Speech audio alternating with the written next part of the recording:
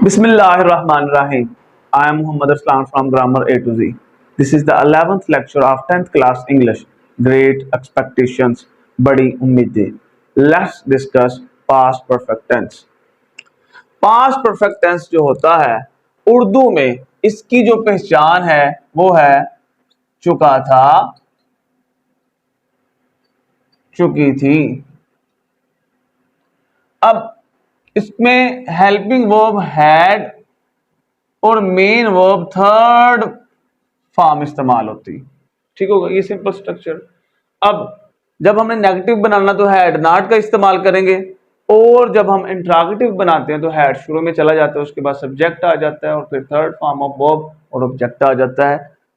पहला सवाल जो है वो है फिल इन द ब्लैंक्स. जो आपको खाली जगह दी गई हैं उन्हें पास्ट परफेक्ट टेंस से मुकम्मल कीजिए.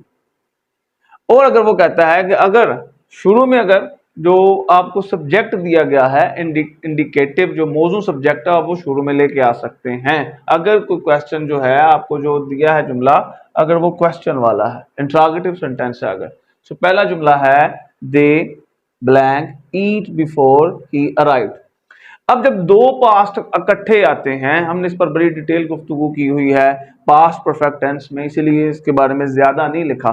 तो पास्ट जब दो पास्ट इकट्ठे आते हैं तो जो काम पहले हुआ है, जो काम मुकम्मल हो गया है सर, उसका तर्जुमा हम करते हैं पास्ट परफेक्ट में, और जो दूसरा काम है उसका तर्जुमा हम करते हैं पास्ट इंडेफिनिट में. अब सब जानते हैं कि पास्ट परफेक्ट में हैड और थर्ड फॉर्म ऑफ वर्ब का इस्तेमाल किया जाता है और पास्ट इंडेफिनिट में सेकंड फॉर्म ऑफ वर्ब का इस्तेमाल किया जाता है. तो ही अराइव्ड यानी कि सेकंड फॉर्म ऑफ वर्ब है. तो अब दो पास्ट इकट्ठे आ गए हैं, तो अब तर्जुमा हम करेंगे दे हैड. ईट की थर्ड फॉर्म हो जाएगी eaten. They had eaten before he arrived. तो तर्जुमा कुछ यूं होगा, उसके आने से पहले वो खा चुके थे. अगर आप गौर करो तो वो खा चुके थे, ये काम पहले हुआ है, और जो काम पहले होता है उसका तर्जुमा पास्ट परफेक्ट टेंस में किया जाता है. दूसरा जुमला देखिएगा, what you do that upset him so much. अब व्हाट है ये जनाब क्या है आपका क्वेश्चन वर्ड है. अब हम इस्तेमाल करेंगे इसके साथ हेल्पिंग वर्ब. तो पास्ट परफेक्ट का हेल्पिंग वर्ब हैड है सर. What had you. अब डू की थर्ड फॉर्म है sir done. What had you done that upset him so much. कि तुमने ऐसा क्या कर लिया था कि जिससे वो इतना परेशान हो गया.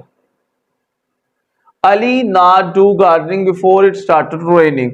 अली नॉट वाला है सर, तो अली हैड नॉट. डू की सेकंड फॉर्म सर डन, बिल्कुल सही. Ali had not done gardening before it started raining. बारिश शुरू होने से पहले अली बागबानी नहीं कर चुका था. चौथा फिक्रा सर देखिएगा, we eat already so we were not hungry. तो अब क्या हो जाएगा, we had eat we had already eat की third form eaten. We had already visible है sir. We had already eaten so we were not hungry. हम पहले ही खा चुके हैं इसलिए हमें भूख नहीं है. आगे देखिए सर, पांचवा है Tahira the colour for her room before she was asked to paint. तो क्या हो जाएगा सर, हैड हैड. अब ताहिरा क्योंकि ये प्रॉपर नाउन है सर तो इसलिए टी बड़ा. चूज की थर्ड फॉर्म सर क्या हो जाएगी, chosen. Had Tahira chosen the colour for her room before she was asked to paint it black. इससे पहले कि उसे उसका कमरा यानी इट उसके लिए इस्तेमाल किया, रूम के लिए कमरा काले रंग में पेंट करने के लिए कहा गया, क्या उसने कलर का इंतखाब कर लिया था. आगे जी past perfect continuous tense. Past perfect continuous tense जो होता है सर, इसमें रहा था, रही थी ऐसे लफ्ज होते हैं, लेकिन साथ में वक्त का जिक्र होता है. वक्त का जिक्र होता है, और वक्त का जिक्र करने के लिए हम सिंस और फार प्रेपोजिशन का इस्तेमाल करते हैं। अब हमने इसमें डिटेल में वीडियो बनाई हुई है, हमें पता है कि सिंस का भी इस्तेमाल करना है, फार का भी इस्तेमाल करना है, कि जब काम के आगाज का वक्त हो, आगाज से शुरू किया हो, फिर सिंस का इस्तेमाल करते हैं। जब काम को दुरानिया दिया हो, जैसे कोई आदमी सुबह से कर रहा है तो वो आगाज है तो सिंस है, 2 घंटे से कर रहा है तो अब उसका दुरानिया तो फार इस्तेमाल करेंगे। ठीक हो गया।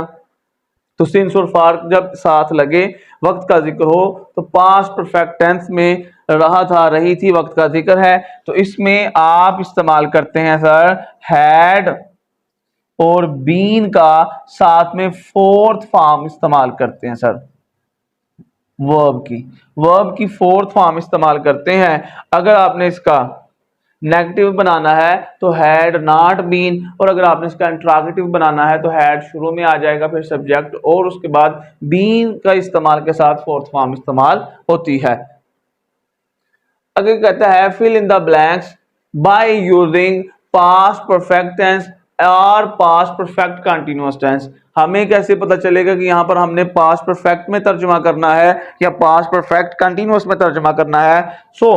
अगर तो आपको सिंस या फार प्रेपोजिशन दिखाई देती है तो फिर तो ये एक इंडिकेशन है कि जी आप इसका तर्जुमा आप पास्ट परफेक्ट कंटीन्यूअस में कीजिए।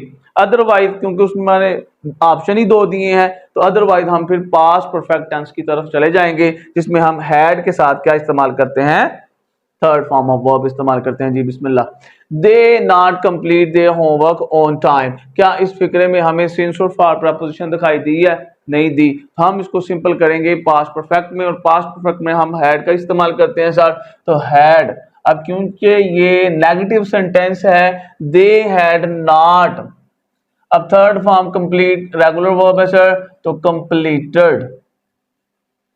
They had not completed there homework on time, वो मुकर्ररा वक्त पर अपना काम मुकम्मल नहीं कर चुके थे, वो मुकर्ररा वक्त पर अपने घर का काम मुकम्मल नहीं कर चुके थे। जी। I read for hours when my eyes began to hurt, अब यहां से एक इंडिकेशन हो जाती है कि जब 2 पास इकट्ठे आते हैं तो उनका तर्जमा एक पास्ट परफेक्ट में हम करते हैं, और दूसरा यहां पर क्या इस्तेमाल करते हैं? पास्ट इंडेफिनेट में। लेकिन अगर आप गौर करो सर, तो यहां पर फार प्रेपोजिशन लगी है, जो हमें इंडिकेट करती है कि आप इसका तर्जमा पास्ट परफेक्ट कंटीन्यूअस में करें, क्योंकि फार प्रेपोजिशन बता रही है कि आप इसका तर्जमा पास्ट परफेक्ट कंटीन्यूअस में करें। ठीक हो गया। असूली तरीके से अगर हम जाते, अगर यहाँ पर ये ना होता तो फिर ये तर्जमा ऐसे ही होना था जिस तरह आपको बताया है कि जो काम पहले हो चुका है उसका तर्जमा हम पास्ट परफेक्ट में करते हैं, और जो बाद वाला काम है वो पास्ट इंडेफिनेट में। लेकिन चूंकि यहाँ पर फार प्रेपोजिशन आ गई है जो इंडिकेट कर रही है कि ये परफेक्ट कंटीन्यूअस का फिक्रा है, तो इसलिए I had been reading for hours when my eyes began to hurt, मैं कई घंटों से पढ़ रहा था जब मेरी आंखें दुखना शुरू हो गई थी। मैं कई घंटों से पढ़ रहा था जब मेरी आंखें दुखना शुरू हो गई थी। Samreen read 5 stories by the end of the week, अब ये फ्रेज लगी हुई है सर, इसमें सिंस और फार नहीं है, तो अब हम इसका तर्जुमा कैसा करेंगे? परफेक्ट पास्ट परफेक्ट टेंस में करेंगे। समरीन हैड रेड 5 स्टोरीज, पढ़ चुकी थी, had read 5 stories by the end of the week, तो क्या हो जाएगा? समरीन हफ्ते के इख्तिताम तक 5 कहानियां पढ़ चुकी थी। जी sir. They try to contact their parents for, अब ये फार इंडिकेट करता है कि पास्ट परफेक्ट कंटीन्यूअस में तर्जुमा करेंगे, तो क्या हो जाएगा? They had been trying, they had been trying to contact their parents for days when they finally succeeded, वो कई दिनों से अपने वालिदैन के साथ राब्ता करने की कोशिश कर रहे थे, आखिरकार उन्हें कामयाबी मिल गई। जब उन्हें आखिरकार कामयाबी मिल गई, वो दिनों से अपने वालिदैन से राब्ता करने की कोशिश कर रहे थे।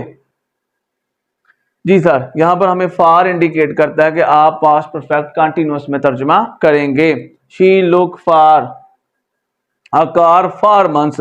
अभी जो लुक फॉर है ये फ्रेजल वर्ब है। लुक फॉर का मतलब होता है तलाश करना। लुक के साथ काफी जब भी कोई प्रपोजिशन लगती है तो इससे काफी नए फ्रेजल वर्ब्स बनते हैं। Look for, look into, look up, look down upon. ठीक हो गया सर। तो शी, अब फॉर मंथ्स है तो शी हैड बीन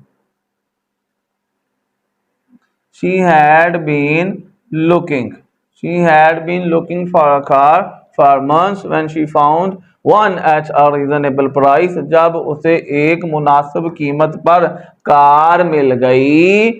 ठीक हो गया। वो कई महीनों से एक कार की तलाश कर रही थी जब उसे मुनासिब कीमत पर एक कार मिल गई।